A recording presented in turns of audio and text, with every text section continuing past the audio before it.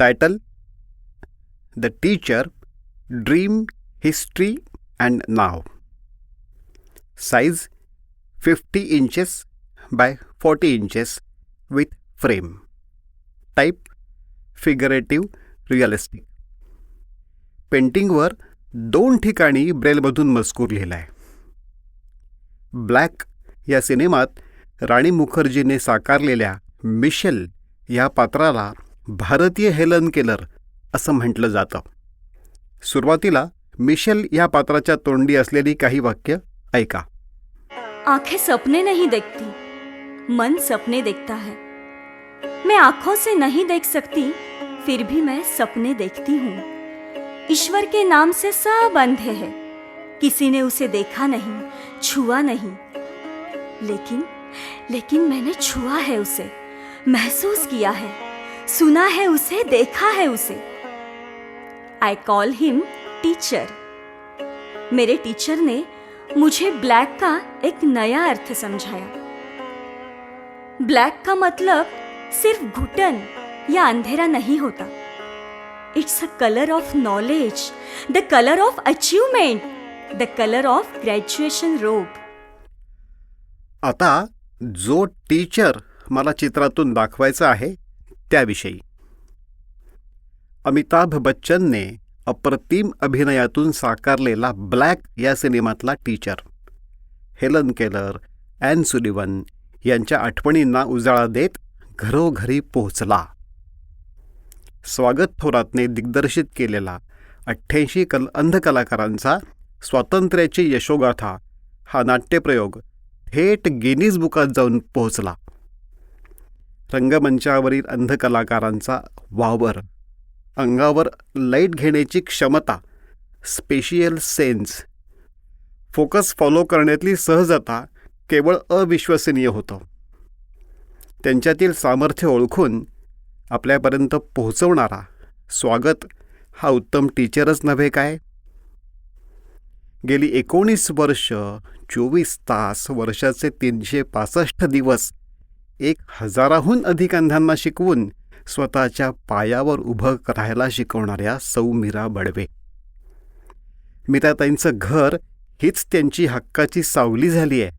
अशा अनेकांच्या स्कॉलरशिप्स आणि नोकरीच्या अर्जावर आज घर म्हणून मीराताईंचाच पत्ता आहे. मीराताईंना फक्त टीचर म्हणून चालेल का हो? असे अनेक टीचर्स आपल्या आजूबाजूला असतील. आपण त्यांचे आभार मानूया, त्यांना थँक्स म्हणूया. Thanks teacher.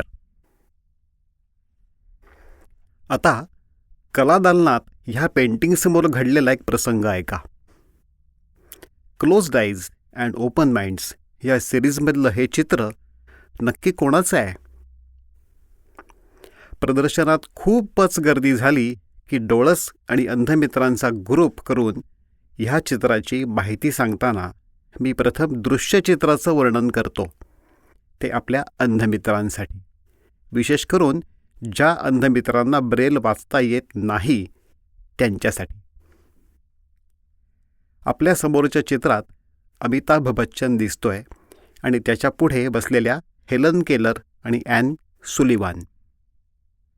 अमिताभ बच्चनने अप्रतिम अभिनयातून साकारलेला ब्लॅक या सिनेमामधला ड्रीम टीचर हेलन केलर आणि ॲन सुलिव्हन यांच्या आठवणींना उजाळा देत घरोघरी पोचला. डोळसांचे डोळे आता चित्रावर नाही तर अंधमित्रांवर खेळलेले असतात. अंधमित्रांचे कान मी काय सांगतोय ते सांगायला असूचलेले असतात. ॲन सुलिव्हन ही हेलन केलरची टीचर. कर्णबधीर, मूकबधीर आणि अंध असलेली हेलन आज जगाला ठाऊक आहे ती केवळ ॲन सुलिव्हनमुळे. 50हून अधिक वर्ष ती हेलनबरोबर राहिली. तिच्यामुळेच हेलन शिकू शकली, एवढी मोठी होऊ शकली. हा झाला इतिहास. अंध व्यक्तींच्या जीवनातील टीचरचं स्थान मी ह्या चित्रातल्या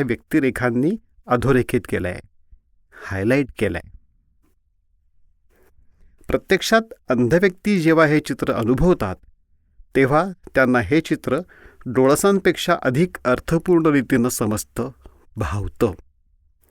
चित्रावर बोटे फिरवून ते ह्या चित्रात पाहतात, शोधतात. तो त्यांचा टीचर. बोलण्याच्या ओघात गाडी अशी डोळसांना चित्रात न दिसणाऱ्या टीचरपाशी येते. आता डोळस प्रेक्षक देखील अतिशय लक्षपूर्वकपणे माझं बोलणं ऐकू लागतात. हॉलमधील वातावरणात होणारे सूक्ष्म बदल जाणवू लागतात.